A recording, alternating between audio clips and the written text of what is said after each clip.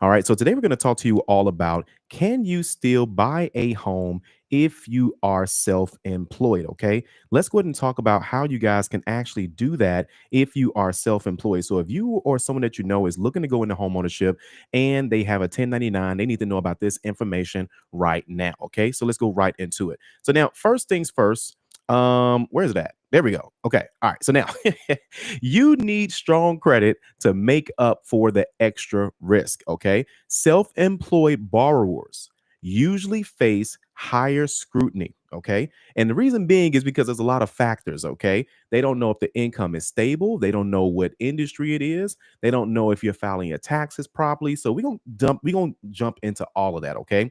So your credit score needs to carry more weight. Okay. So now if you're in the 580s, you still can get approved if you're self-employed, but you want to make sure that everything is lined up. You want to make sure that things actually make sense as you're doing this with the bank. Okay. They're going to want to make sure that you have your paperwork in place. All right. So, for example, low balances, no late payments, and a clean profile can offset income concerns. Okay. So, you want to make sure that if you are 1099, that's the only I won't say it's a drawback, but you want to make sure everything else is in line. If you're W-2, it's a little different because they can verify the income. They can at least verify by calling, human services. Sorry, human resources.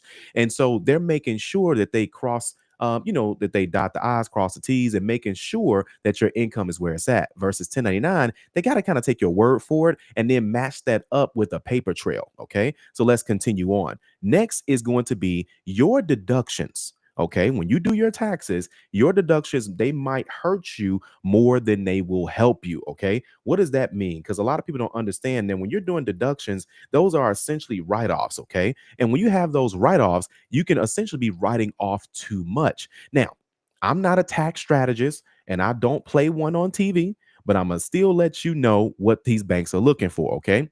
Writing off too much income on your taxes lowers your qualifying income for a mortgage. Okay. This is also known as your net income. Okay. So, for example, if you are making, let's say, I'm just throwing some random numbers out there.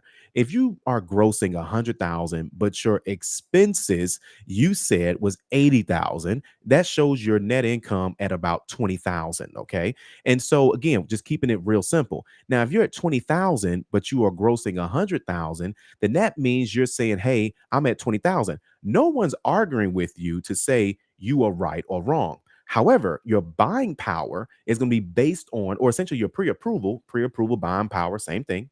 That's going to be based on the income that you show the banks. So if you are saying, hey, I made 20,000, no problem. No one's going to question that.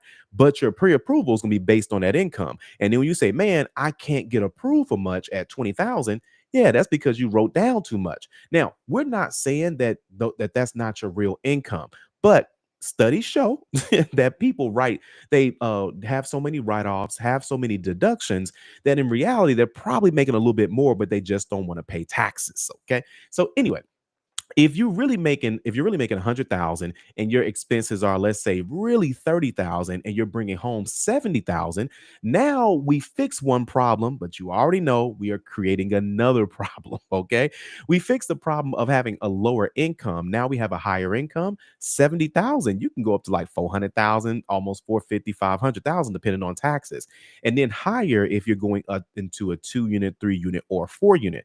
But now that you've shown, of course, the IRS that you're making 70,000, and of course, you should show the IRS what you're supposed to show them. When you do that, you're going to have typically what they call a tax liability, which means that you're going to have a tax bill.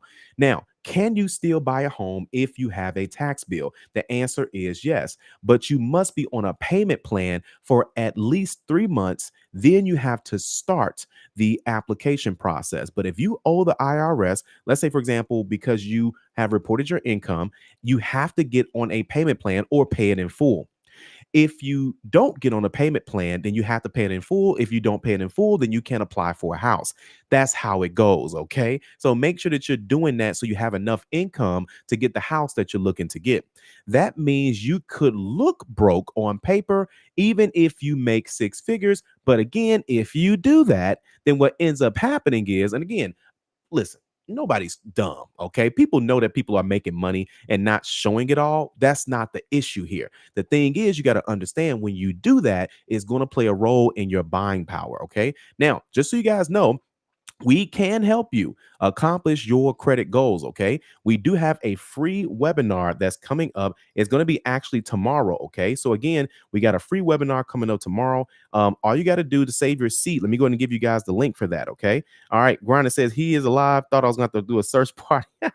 Oh, yeah, man. So, yeah, my son had a golf tournament today, man. So, he did pretty good. He came in second place at the Ted Rhodes Foundation golf event here in Chicago. So, yeah. Okay. So now we got home in 90 days.com. Okay. Home in 90 days.com. Make sure you guys go ahead and get registered for that. We're going to be doing a free webinar tomorrow at 7 p.m. Central Time. We're going to show you some simple things that you can do to increase your credit score and qualify for home ownership. Now, again, I told you guys what happened last time. Spots are filling up. Now, once they're gone, that's it. Okay. We had to turn people away last time. So do not wait. You can take out your phone right now, scan the QR code right there on your screen, or you can go ahead and click the link inside of the chat or type it into your phone. Okay. Let's go ahead and keep going. All right. So now, Elite, I don't know if you guys are in the building. I didn't want to hold everybody up too late tonight, but I at least want to make sure that people got the information today, okay? That you got the information. Here, let me just double check and make sure I'm not missing anything because I did have a couple different slides here. Let me make sure I didn't miss anything here, guys. Let me see here. Did I move that? Yes. Okay. I did miss a slide. Okay. So here, let me pull this back up. Let me pull this back up. Okay. All right. So now I want to make sure you guys don't miss anything here. All right. And here we go. All right. So now, yes, you can absolutely buy a home while being self employed, but there's more paperwork. Okay. So now, lenders need to see consistent income through tax returns. Okay. So that's the thing is that not just deposits in your bank account. Most will want 2 years of returns, but some programs accept a 1 year with strong financials. Okay. So again, most will want 2 years of returns, but some programs will accept 1 year with strong financials. Let's talk about this. Now, if you don't want to show your tax returns, you can get away from you essentially you can get away from this. You can get away with it, I should say. However, most lenders want you to put down 10%. Okay. So if you go FHA, where you only have to put down 3.5%, that's if you show 2 years tax returns, if you're self employed with a 1099, or if you're cash income, same thing. However, you need to put down 10% if you don't want to show your tax returns. Why? Because it is a riskier loan. So keep that in mind. Again, with a riskier loan, they're not going to want to give you that approval, especially if you don't have the money in place, because again, it's a riskier loan. So you got to know that. Okay. So now let's say, for example, you are transitioning from a W-2 to a 1099. Now, if you're going from a W-2 to a 1099, you more than likely want to try your best to stay W-2, close on the house, then go to 1099. Now, if it's out of your control, here's the issue. When you're going 1099, they need to see 2 years. So if you say, Calvin, I'm W-2 right now, but I'm about to be 1099, I can't use my 1099 income because I don't have 2 years tax returns. Absolutely. Well, what about the 10% down?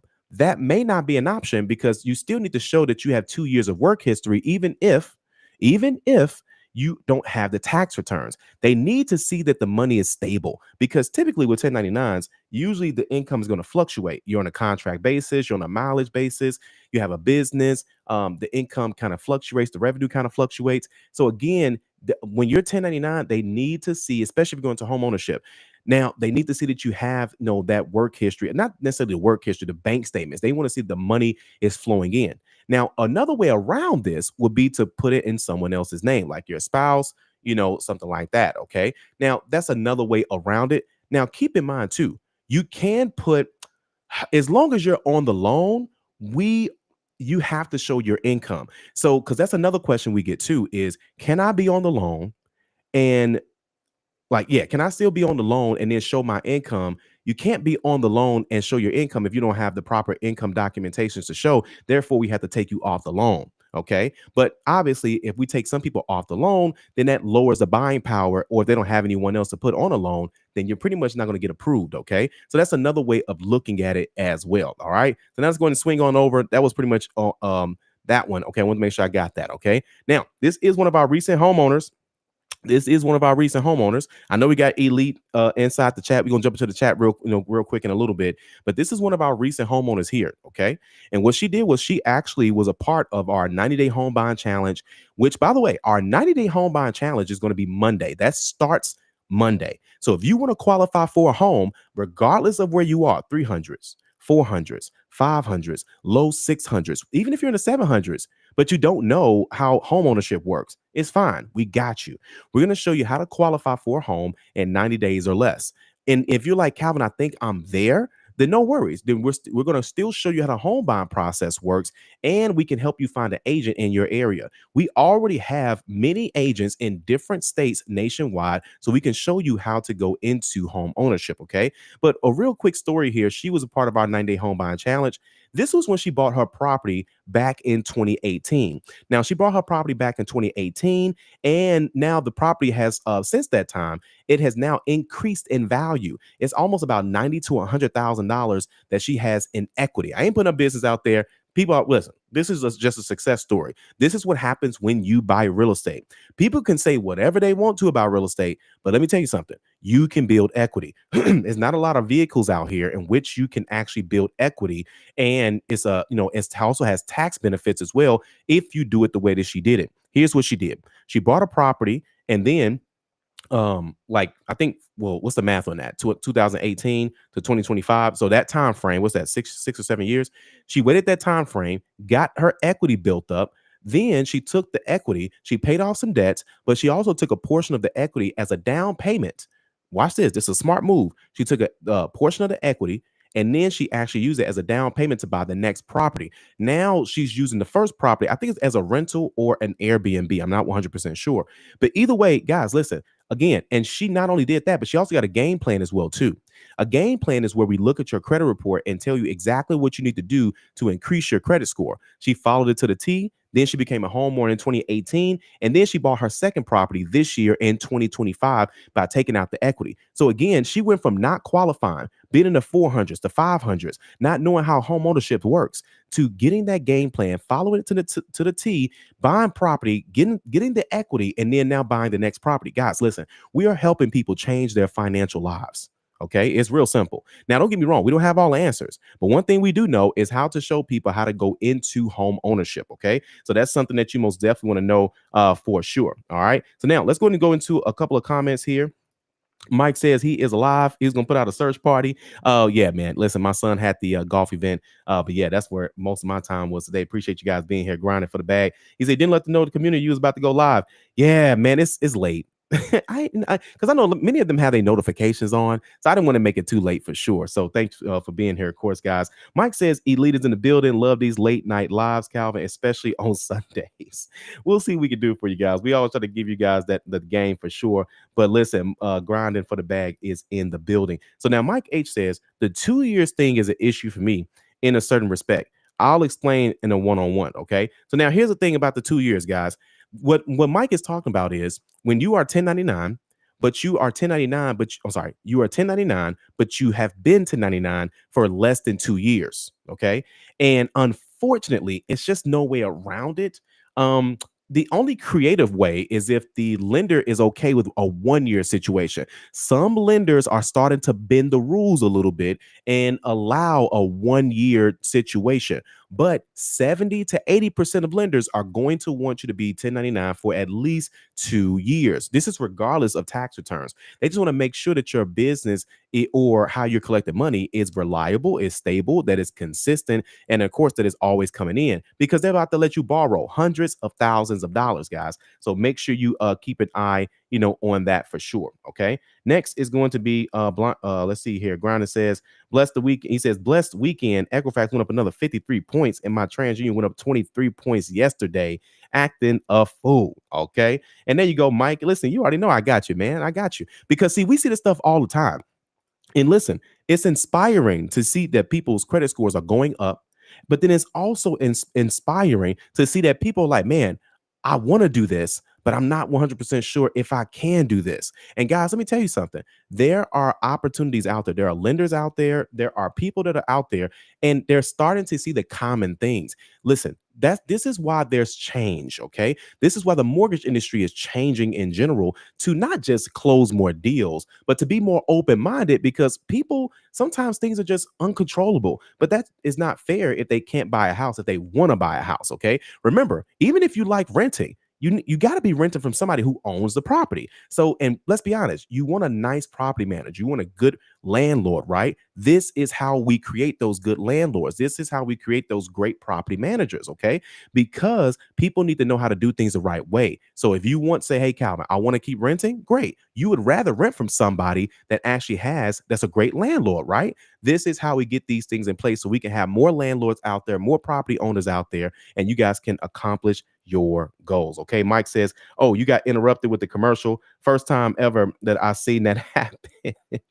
But yeah, I don't know. You know how YouTube is, man. Listen, y'all know YouTube is trying to step up their game on these commercials. So good luck out there. Okay. But this information will always be here for sure. All right. But either way, guys, listen, make sure you guys go ahead and get registered. Again, we don't want to turn people away because we had to do that the other day. Okay, so home in 90days.com. Okay, by the way, my lender is also giving $500 closing cost assistance. Okay, closing cost assistance for those of you who actually end up closing it on a home. Okay, so closing cost assistance. If you attend I'm typing this so you guys can see it. If you guys attend here, I'm gonna leave this up here while I'm typing this. Okay, if you guys attend the 90-day home buying challenge, okay? So if you attend the 90-day home buying challenge and close on a home, okay? So now I'm gonna put that up here, guys. So this is what it looks like. $500 closing cost assistance if you attend the 90-day home buying challenge and close on a home. There's no time frame. Well, I won't say that there's no time frame. It's not gonna last forever. Okay. So I don't know how long it's gonna last, but that's coming from our nationwide lender. Okay. She can write a loan in every state. We can help you find an agent if you don't have one in that state. And listen, we can help you save as much money as possible right now in this market. Okay. But either way, guys, make sure you guys, if you haven't done so already, make sure you guys go to home90days.com. That's so you guys to check out the free webinar. If you're like Calvin, I don't want to watch the free webinar. I don't have time, or I want to get straight to it. No problem. Then let's go ahead and get you right into the 90-day home buying challenge. That's keys in 90days.com. Okay. That's going to be keys in 90days.com. Okay. So again, if you are looking to go into home ownership this year, this is the year we can help you. Let's go ahead and take it from a goal to a strategy. Then we follow the strategy and we get these keys. Okay. I want you to be looking just like these people that's right here on your screen that we keep talking about all the time, buying holes, buying holes. Now, not y'all think I said buying homes, okay? And just accomplishing their goals, man. That's what it's really all about, is putting that strategy together, okay? But either way, guys, we'll see you guys on